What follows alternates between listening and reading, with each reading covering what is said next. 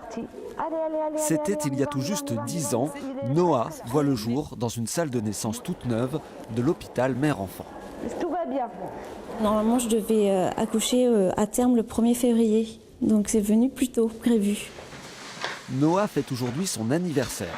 Forcément, il ne garde pas un souvenir impérissable de sa naissance. Mais depuis, il est retourné sur les lieux pour rendre visite à 2 bébés et il apprécie l'endroit en fin connaisseur. C'est un grand espace, il y a la télé, il y a du chauffage, un bain pour les enfants pour qu'ils se baignent.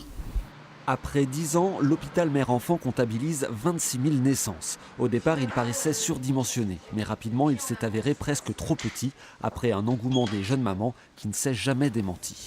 Ça va? Une salle de naissance supplémentaire a même dû être rajoutée. Du coup, avec la péridurale, là, vous êtes bien soulagée?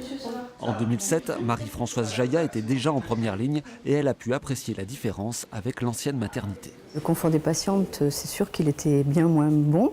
Pour y avoir accouché au CHU, je peux en parler, puisque les salles de bain étaient dans le couloir, les douches étaient dans le couloir commune.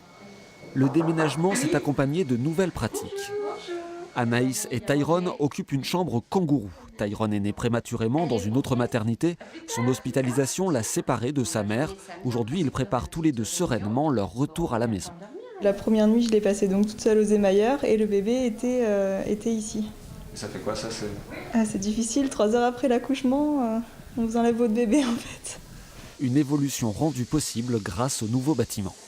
Ça évite une séparation et puis ça peut recréer un petit peu le lien quand les bébés ont été hospitalisés pendant des mois ou des semaines. Dans l'ancienne maternité, le service de pédiatrie était plutôt au 8e voire au 9e étage et la maternité était au 1er étage. Donc quand les enfants étaient hospitalisés, les mamans étaient obligées de se déplacer.